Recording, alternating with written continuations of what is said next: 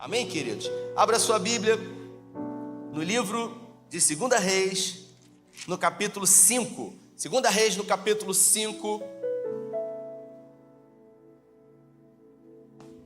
2 Reis, capítulo 5.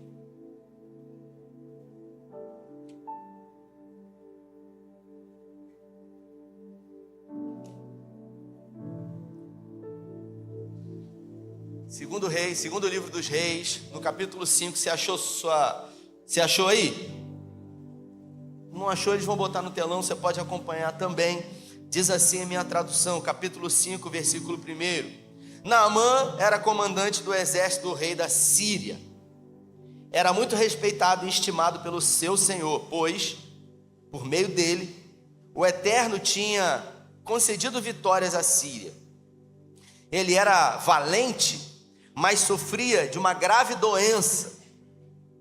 Certa vez, quando a Síria atacou Israel, uma jovem foi levada cativa e passou a servir a mulher de Naamã. Um dia, ela disse à sua senhora: "Ah, meu senhor, se pudesse ir ver o profeta de Samaria, ele seria curado dessa lepra." Naamã foi falar com o rei sobre o que a moça israelita tinha dito. O rei da Síria disse: "Você deve ir. Mandarei uma carta de apresentação ao rei de Israel." E Naamã foi, levando consigo 300 quilos de prata. Quantos quilos? 72 quilos de ouro. Quantos quilos de ouro? Meu Deus. E 10 trocas de roupas finas. Naamã entregou a carta ao rei de Israel e ela dizia: "Quando você receber essa carta, saberá que estou enviando pessoalmente meu oficial Naamã para que você o cure da doença." Quando o rei de Israel leu a carta, ficou angustiado, rasgou a sua própria roupa e dizia: "Por acaso eu sou Deus com o poder de tirar ou dar a vida e receber esse tipo de pedido? O que está acontecendo? O rei está querendo arrumar briga comigo." Eliseu, o homem de Deus, ficou sabendo o que o rei de Israel estava passando, totalmente angustiado, e que tinha rasgado a sua própria roupa, e mandou perguntar a ele: "Por que você está tão perturbado ao ponto de rasgar a sua própria roupa? Envie o oficial a mim, para que ele saiba que existe um profeta em Israel." Naamã, com seus cavalos e carros, chegou com toda a pompa e parou diante da casa de Eliseu. Eliseu mandou um ajudante recebê-lo com uma mensagem: "Vá ao Rio Jordão e mergulhe lá 7 vezes. Sua pele ficará curada e renovada." Naamã ficou irritado e saiu resmungando.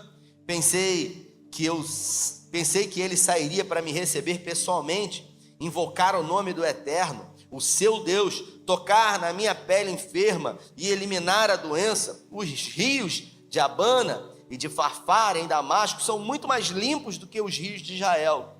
Por que não poderia eu mergulhar neles? Pelo menos sairia limpo." E foi embora furioso. Mas, diga comigo, mas, é isso aí. Os companheiros dele, os seus servos, disseram: "Meu pai, se o profeta tivesse pedido algo difícil, que exigiria coragem do Senhor, não faria?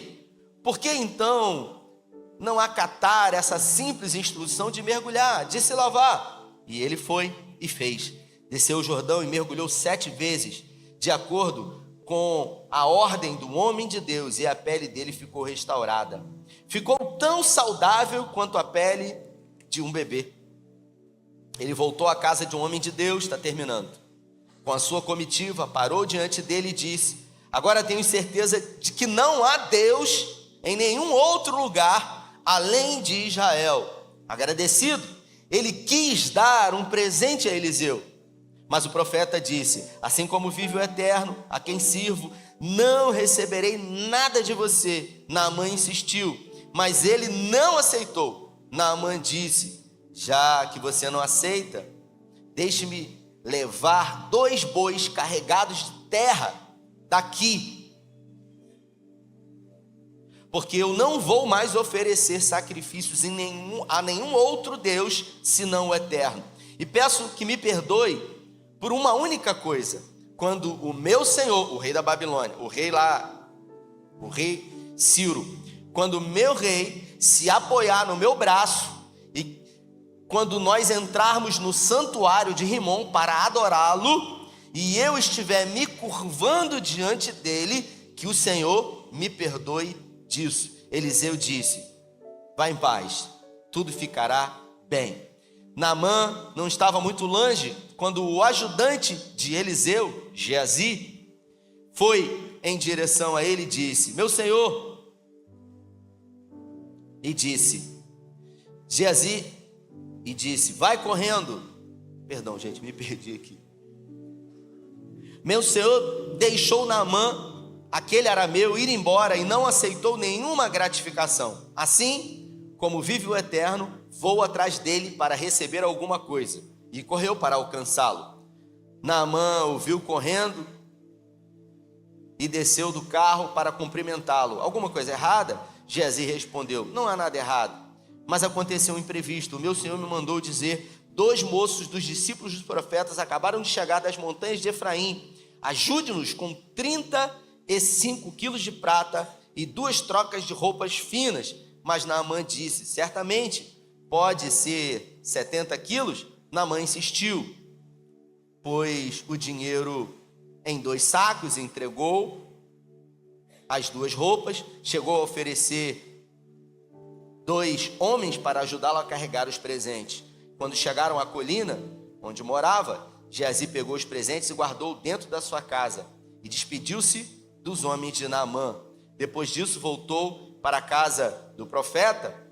O profeta disse a ele: então o que você está inventando, Geazi? Respondeu ele: nada, senhor.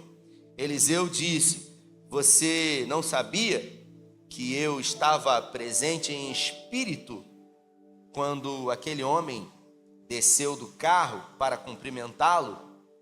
Acha que é hora de você se preocupar com você mesmo, enchendo-se de presentes? A doença dele, Naamã, contaminará você e a sua família. Geazi foi embora e quando saiu, a sua pele estava branca de escamas. Feche os seus olhos. Pai, essa é a tua palavra e em graça nessa noite pedimos que o Senhor fale conosco, que o Senhor possa usar essa história tão poderosa para nos ensinar nessa noite sobre servir. Oramos com fé, agradecidos em nome de Jesus. Amém. Graças a Deus. Pode apagar as luzes, por favor, aí. Queridos, tema da mensagem de hoje é a honra de servir. Tadeu, é muito difícil o que essa menina passou. Você já talvez tenha ouvido essa história. Quem sabe você tenha ouvido a história na ótica de Eliseu, talvez também na ótica de Geazi, na ótica do próprio Naamã, que é muito conhecida.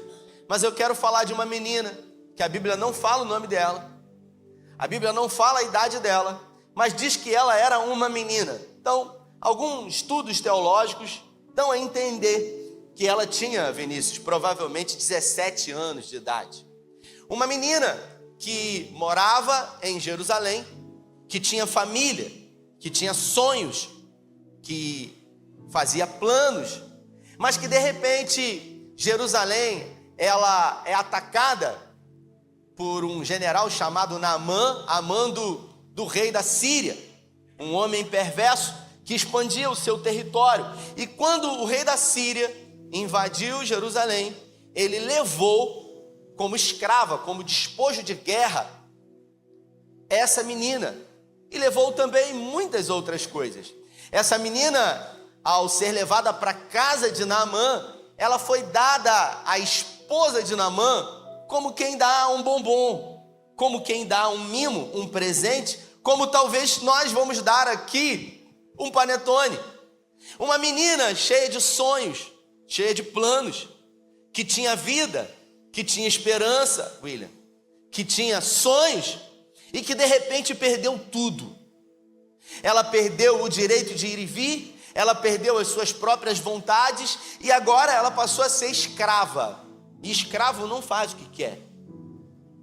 E a Bíblia não fala por quanto tempo ela era escrava. Não eram muitos anos, porque ela era uma menina.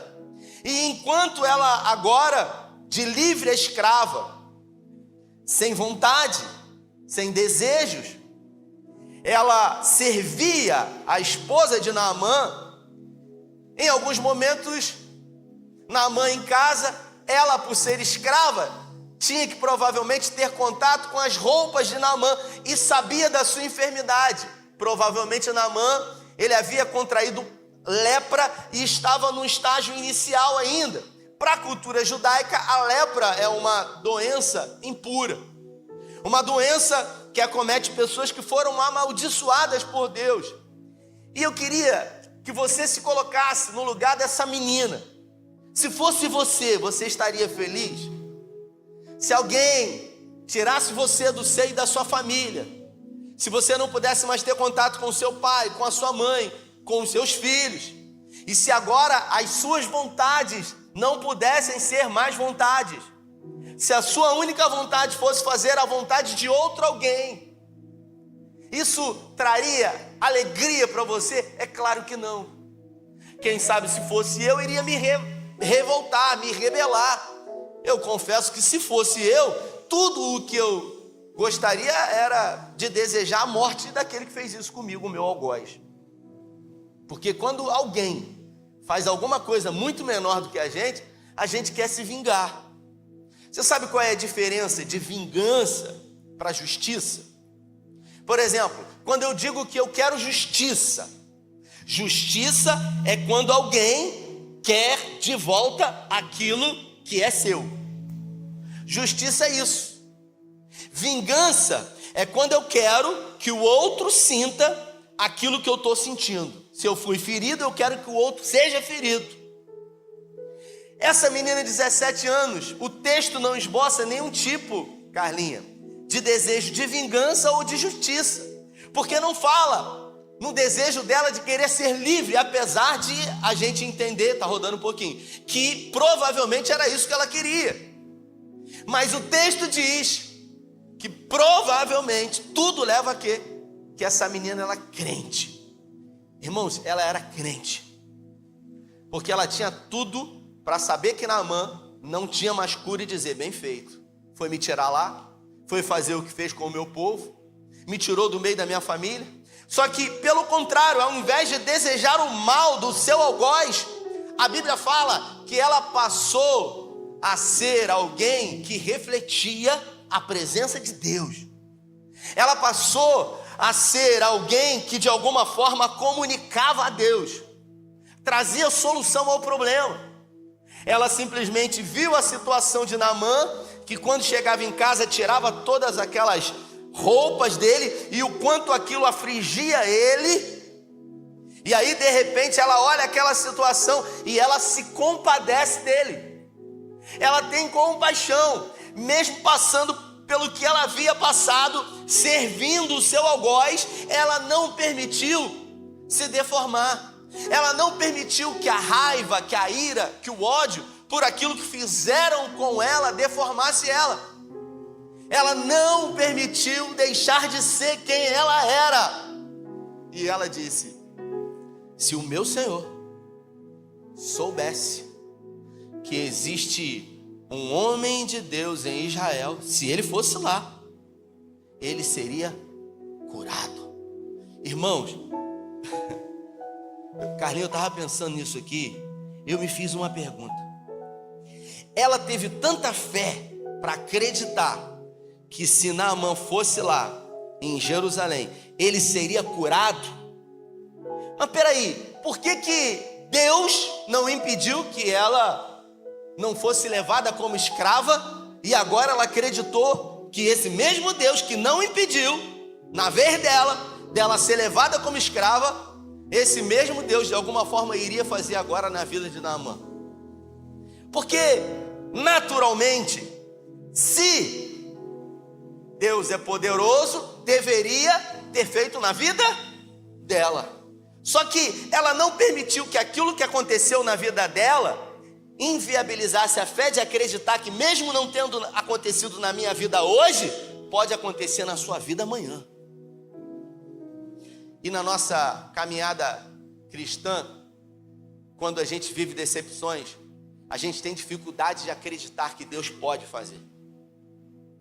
Quando a gente vive frustrações, a gente acha que, sabe, Deus se esqueceu de nós. Ela colocou a cabeça dela a prêmio, porque se Naamã fosse, Deus não realizasse o milagre, o que ia acontecer com ela? Porque Naamã também decidiu acreditar, decidiu dar a alguém que tinha uma posição socioeconômica inferior a ele crédito. Naamã precisou depender de alguém que era inferior a ele. Naamã precisou se colocar numa posição de inferioridade, de humildade. E é exatamente isso, queridos. Porque no restaurante Graça, aqui, todas as semanas, e a Dani sabe disso, quem faz a comida para essas pessoas aqui são profissionais liberais, são empresários, são pessoas que de alguma forma entenderam a importância de contribuir em favor de tanto que Deus tem feito na vida delas. As pessoas que servem lá no Terra Fértil, um projeto que tem 12 anos, 2 casas alugadas no Manuel Corrêa, só com crianças, são pessoas que entenderam que não tem a ver com SEI, não tem a ver com Rafael Lemos, tem a ver com gratidão por aquilo que de alguma forma, em algum momento aconteceu na sua vida. Mesmo fazendo e se importando com pessoas que estão numa condição infinitamente menor. E a Bíblia fala que a mulher de Naamã falou para Naamã: ó, tem um cara lá em Jerusalém, que se você for lá, ela está dizendo que ele pode curar você.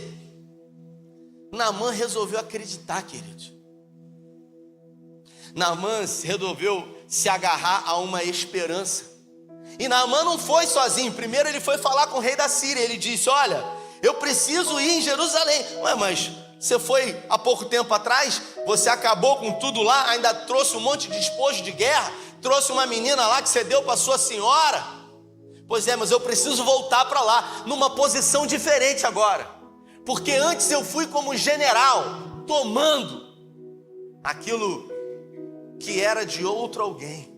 Agora eu vou numa posição de pedir, de me submeter, de me humilhar, de receber.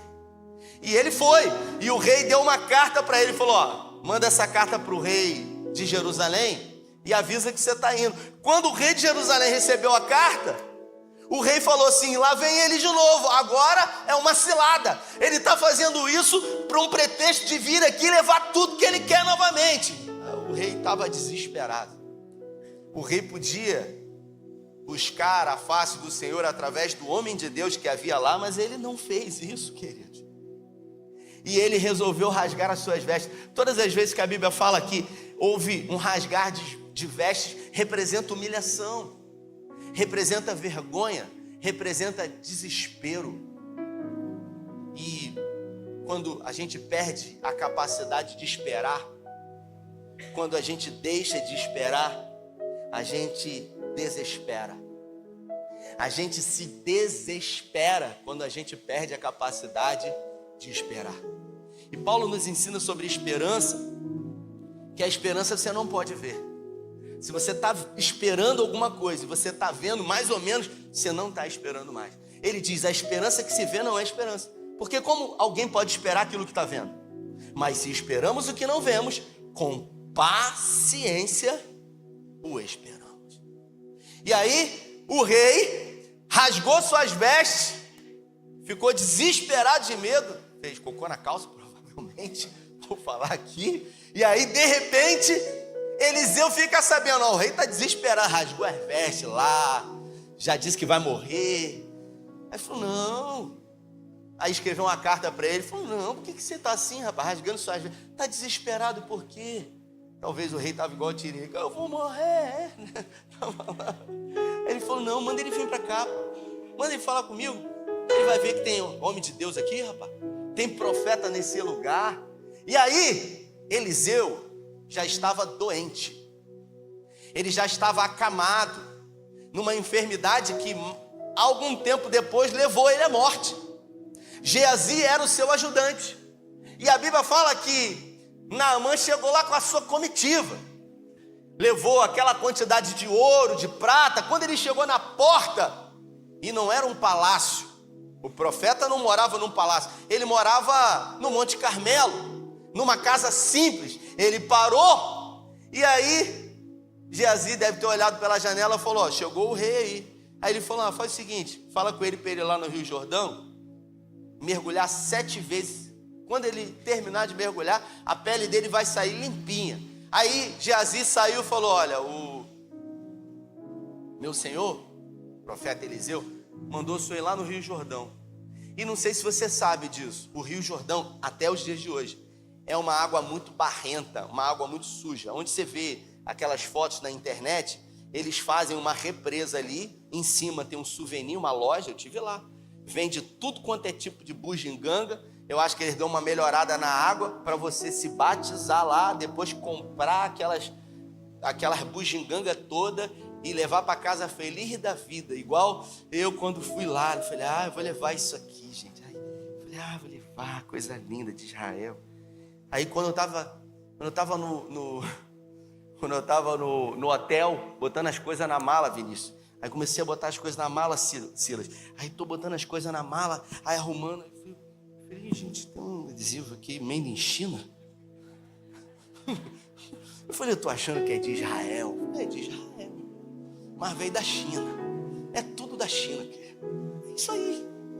Aí o cara quer levar água do Rio Jordão, tratada, que não é nem a água original, aquela é a água fake do Rio Jordão. Aí ele falou: pô, mas em Damasco tem rios mais bonitos. Orgulho.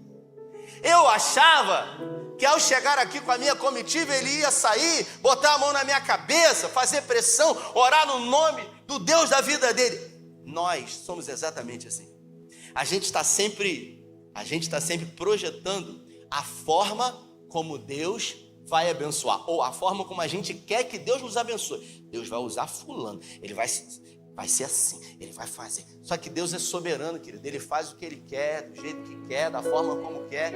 E muitas são as vezes que ele coloca você diante de situações para testar você, para que você possa perceber onde está a sua confiança, onde está a sua esperança. Eu falei isso para um irmão desesperado, veio falar comigo.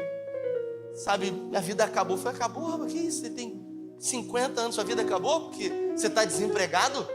Ele falou: mas você não está entendendo a gravidade. Eu falei: eu não estou entendendo? Eu falei: não, eu não estou entendendo essa gravidade. Eu falei: peraí, vamos analisar esse problema seu.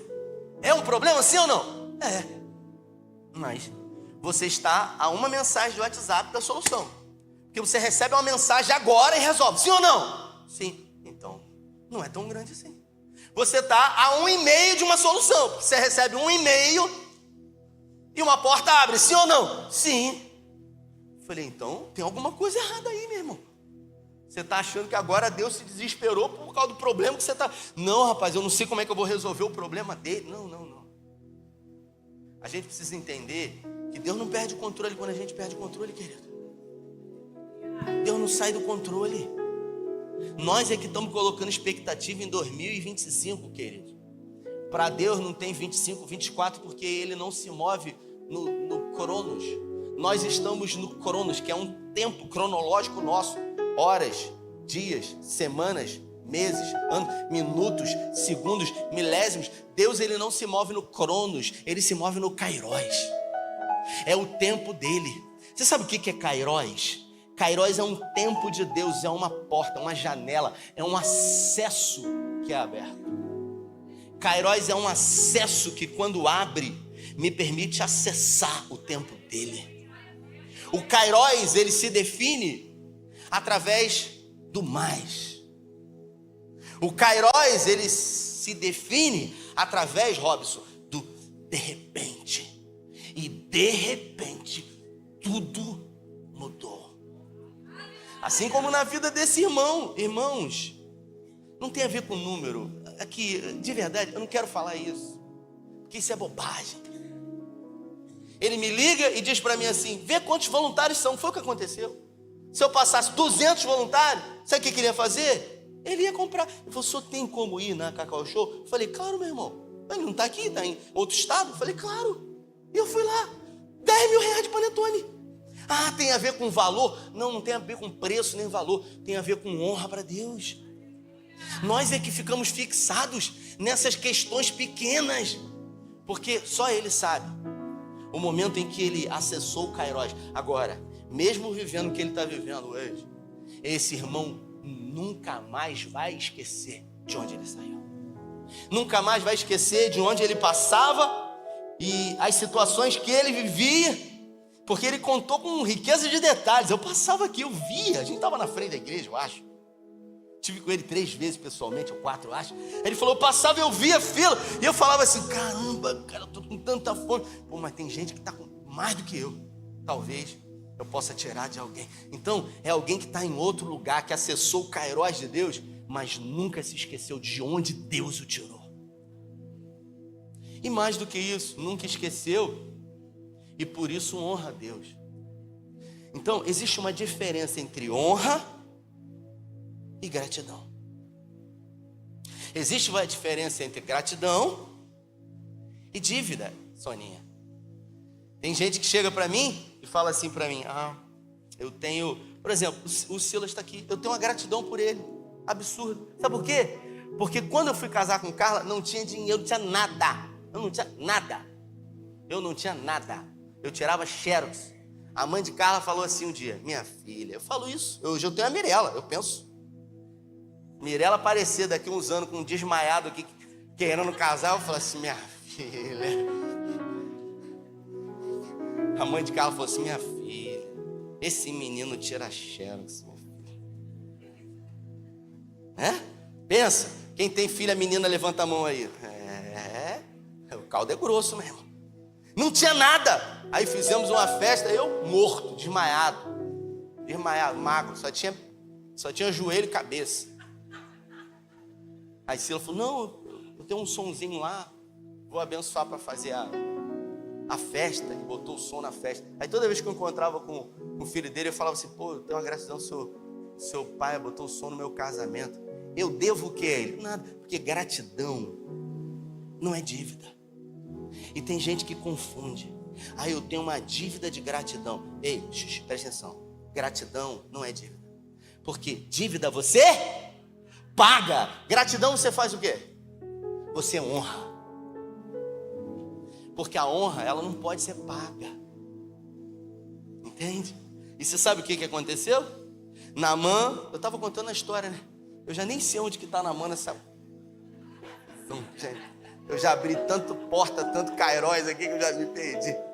E aí Naamã falou assim, pô, mas peraí, cara, eu vou me banhar naquele rio sujo, podre lá. Aí os servos de Naamã, que estão numa posição inferior a dele, disseram para ele, meu senhor, se ele tivesse pedido uma coisa difícil, que exigisse coragem, o senhor não ia fazer? Sim, ele pediu uma coisa simples, se submeta, desce daí, meu irmão.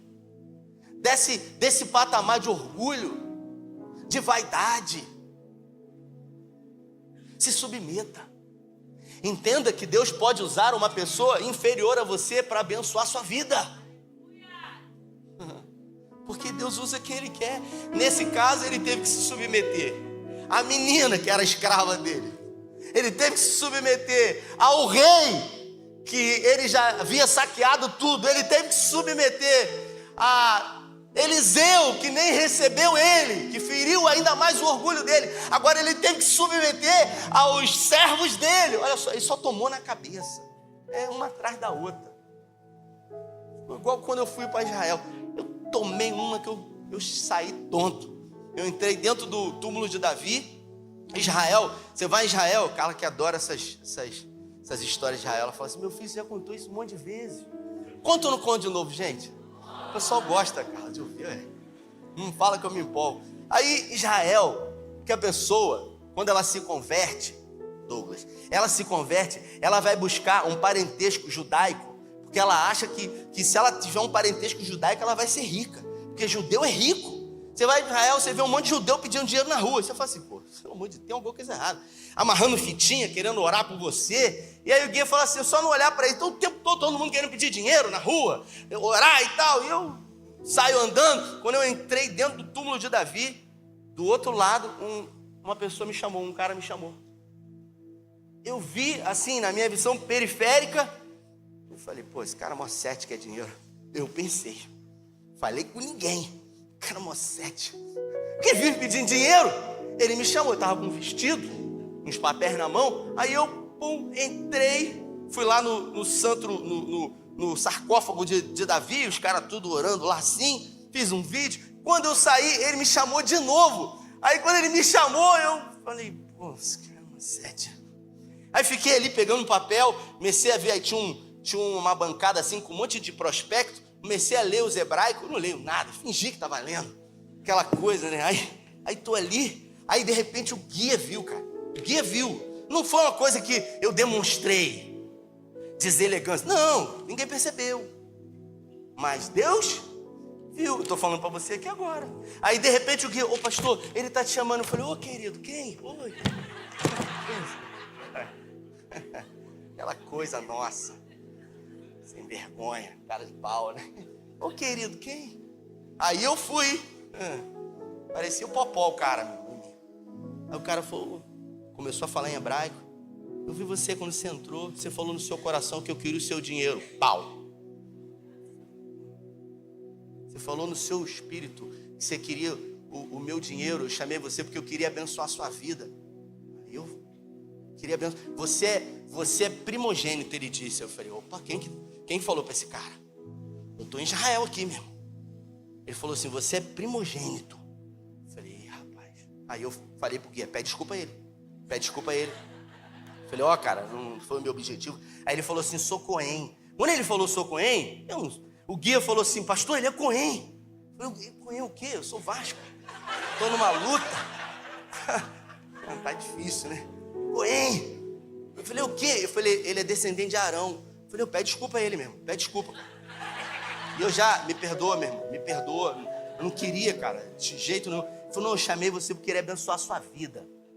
Você é primogênito. Pegou, ele estava com um vestido, ele pegou assim, botou a mão assim dentro, pegou um alforje, um saco de pano, pegou umas moedas de prata pesada, mandou abrir a mão e botou na minha mão. Abençoar você com essas moedas, são suas, de prata pesada. Aí eu chorei, né, cara? Aí, na cara, pá.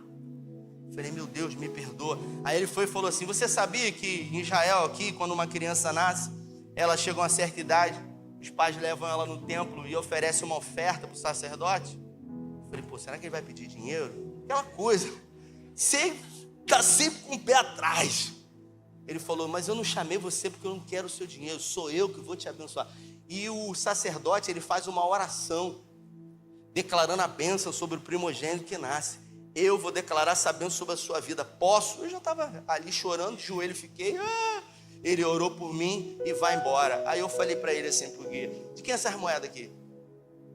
Aí o guia falou, ele falou que é sua. Eu falei, eu não vou levar essas moedas não. Eu vou abençoar a vida dele com essas moedas. Aí ele ficou assim, não, mas as moedas são suas, eu te dei. Eu falei, mas eu não vou levar essas moedas. Eu não quero. Toda vez que eu olhar para essas moedas, eu vou lembrar do que eu fiz aqui. Eu falei, eu não vou levar, cara. Eu falei, eu não vou levar. Aí ele falou, tudo bem, as moedas são suas. E eu dei para ele. Cheguei aqui, primeira coisa que contei para o irmão, pô, por que você não ficou com uma? Eu falei, se mete na sua oferta. Se meter na minha oferta. Naamã só tomou na cabeça, querido. E aí saiu, quando saiu da água limpinho. A Bíblia não fala, mas eu tenho curiosidade, Carlinhos, de saber o que Naamã fez com essa menina. Porque através, do serviço dela, provavelmente Naamã botou ela de volta para casa. Porque a gratidão que estava no coração desse cara pela quantidade de ouro, de prata. E aí Geazi, que viu o cara dizendo que tinha tudo, falou, pô, não vamos ficar com nada. Pô, mas Eliseu não quer nada. Aí Geazi, depois que ele saiu, foi atrás, falou, não, desculpa, ele é um mal entendido. Se você puder dar algumas coisas, tem gente que é assim. Tem gente que está sempre querendo ser abençoado, forçar a porta, ganhar fácil. Querido, o que importa na vida são coisas que são conquistadas com o tempo. Aquilo que realmente tem valor e não preço na nossa vida, não são coisas fáceis, são coisas difíceis, são coisas que levam tempo para serem conquistadas. A gente não tem, o pessoal já está ali, o tempo esgotado. A gente vai terminar essa mensagem talvez na quinta-feira que vem, mesmo assentado. Glautinho, se puder me ajudar aqui, vem para cá, traz a listagem aí, feche os seus olhos, curve sua cabeça.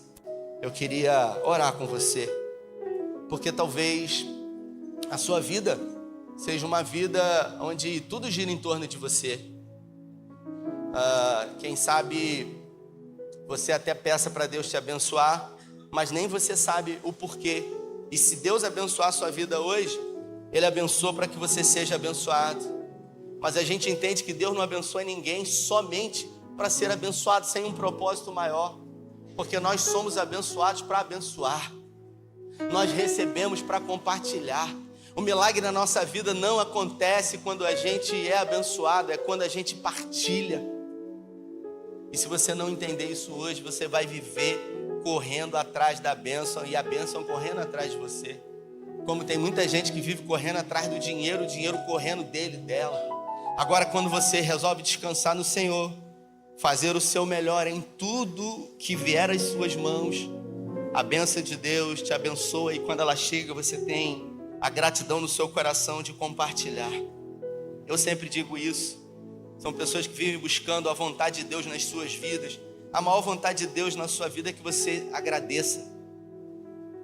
Foi Paulo que disse em Tessalonicenses: em tudo sejam gratos, porque essa é a vontade de Deus em Cristo Jesus. A vontade de Deus é que você agradeça. Não por tudo, pelo câncer, pela morte, não, em tudo, apesar de. Então diga obrigado, Senhor. Talvez você não tenha tudo que você gostaria de ter, mas você tem o suficiente para agradecer a Ele. Pai, nós somos gratos por essa palavra, somos gratos por esses irmãos que serão honrados agora, somos gratos por essa igreja, por essa porta de esperança que foi aberta. Somos gratos, Senhor, pelo ano de 2024, por cada irmão e irmã que de alguma forma tivemos a oportunidade de conhecer, e através do relacionamento entre nós, num discipulado, saímos sempre melhores. Obrigado por cada voluntário, Senhor, que serviu nesse lugar. Desperta aqueles que me ouvem e me veem aqui ou em algum momento na internet para viver uma vida que vale a pena ser vivida, uma vida de adoração ao Senhor, como essa menina, que a adoração dela não era circunstancial. Ela decidiu não somente adorar no dia bom, mas no dia mau. Ela decidiu te honrar não somente quando tudo estava bom, mas principalmente quando tudo havia se perdido. Não queremos nos deformar, Senhor, quando as circunstâncias forem desfavoráveis, mesmo no dia mau, mesmo com uma carta trazendo notícias ruins, que possamos entender que o Senhor não perde o controle e que de repente tudo muda, que o de repente do Senhor acontece. Eu profetizo sobre a sua vida que o de repente de Deus surja nessa noite. Mude a sua história, ressignifique o seu passado e dê um futuro incrível para você no nome de Jesus. Se você crê e concorda, aplauda Jesus, glória a Deus.